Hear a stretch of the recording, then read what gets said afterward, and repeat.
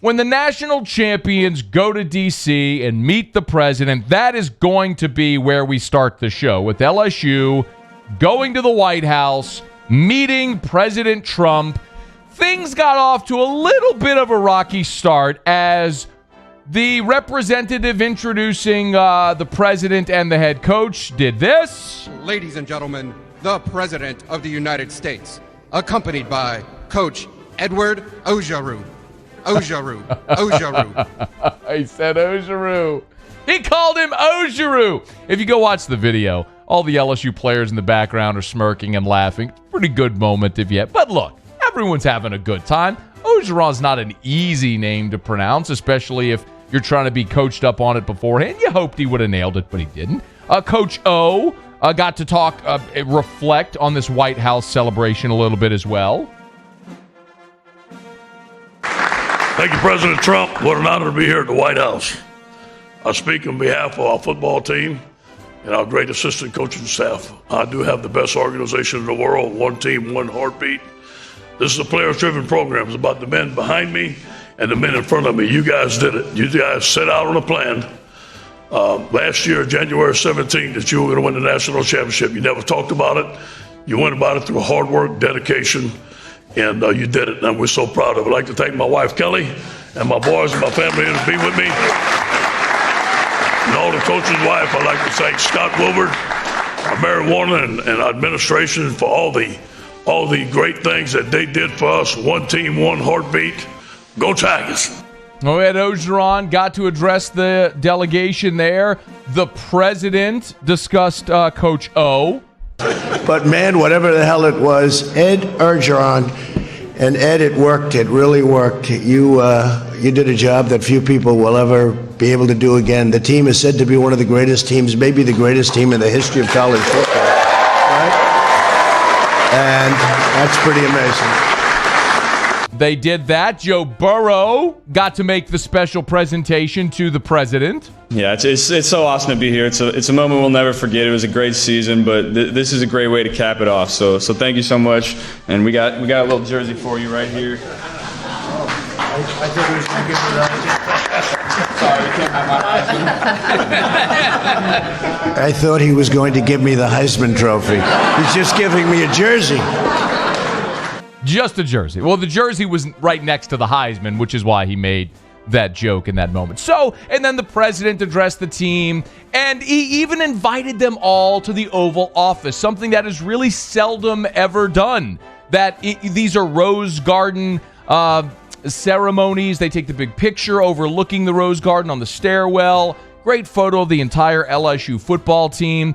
But all of the players got to go into the Oval Office. It's remarkable when any human gets to go into that place where so many heads of state have been. And you know what happened? The LSU team decided, what else are you going to do in the Oval Office? You do the same damn thing you're going to do in post-game locker rooms. The LSU football team did the Get the Gat challenge in the Oval Office.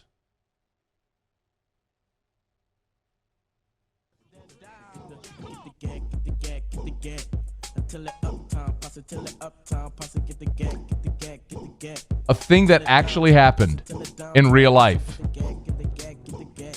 People.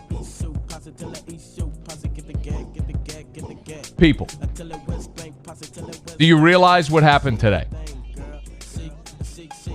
In the Oval Office, the LSU football team did Get the Gat. This wasn't the post-game locker room at the Superdome. This was the Oval Office. The Oval Office, which opened in 1909. People, do you understand what has transpired in the Oval Office since its opening? Some of the most famous moments in our nation's history, the centerpiece of those moments have been that office and the Resolute desk. Who could forget the image of a young JFK Jr. sitting below his father, there with the panel of the Resolute desk open? One of the most famous photos in American history. Young JFK Jr., as his father, John F. Kennedy, works at the Resolute desk in the Oval Office. Do you realize that President Nixon addressed the astronauts on Apollo 11 from the Oval Office? And when Richard Nixon resigned office, the only president in history to resign, he did so addressing the nation from the Oval Office. The greatest disaster in the history of our nation, the September 11th attacks. George W. Bush addressed a hurting nation from the Oval Office. Bill Clinton and Monica Lewinsky did nefarious things in the Oval Office, people. It's the Oval Office. And LSU today, once and for all, stake their claim upon the throne as the undefeated, undisputed, swaggiest kings of college football in the history of the sport of all time, because your boys went West Bank on it and got the guy in the Oval Office. Are you bleeping kidding me? We have seen this team put out insane hype videos where A-list celebrities consider it a status symbol when they get to say they narrated a video done by Will Stout.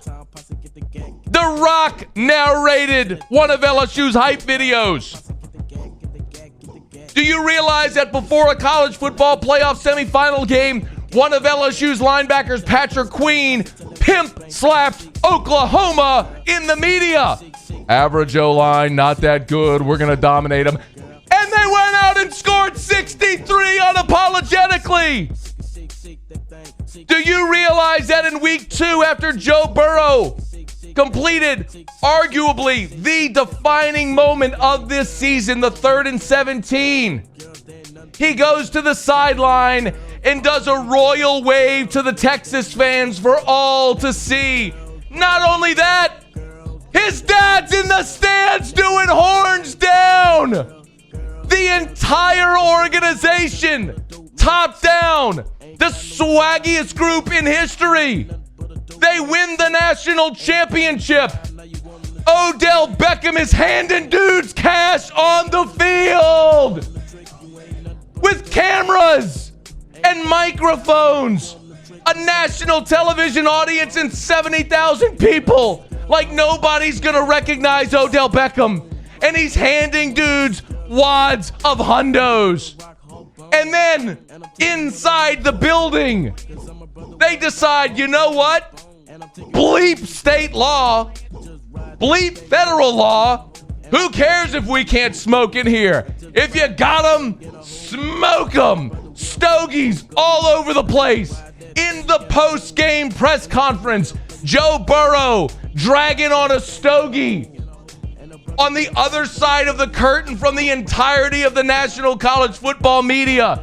And he didn't give a bleep. He wanted to bring the stogie on to the dais for the post-game press conference.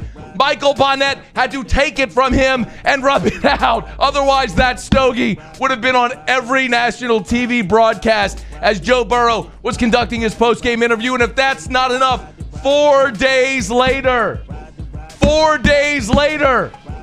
this team is at the center of democracy. The symbol, the universal symbol for democracy. The Oval Office inside of the White House. And they say, we're not going to genuflect. We're not going to be reverent. We going West Bank on you, bruh. Get the gat, dog. And not only that, there's a beautiful blonde-haired lady in the front of the video who has broken the internet because nobody seems to know who she is. It's the most incredible thing. And I've covered LSU football for 13 seasons. There is nothing that has come close to rivaling this team, and dare I submit, there will be nothing ever that comes close to rivaling this team. Take me, Lord. It's never going to get any better. They did get the gat in the Oval Office. This is a thing that happened today in real life. Paul, put it right here. Get the gat right here. I am sweating I don't have a voice anymore.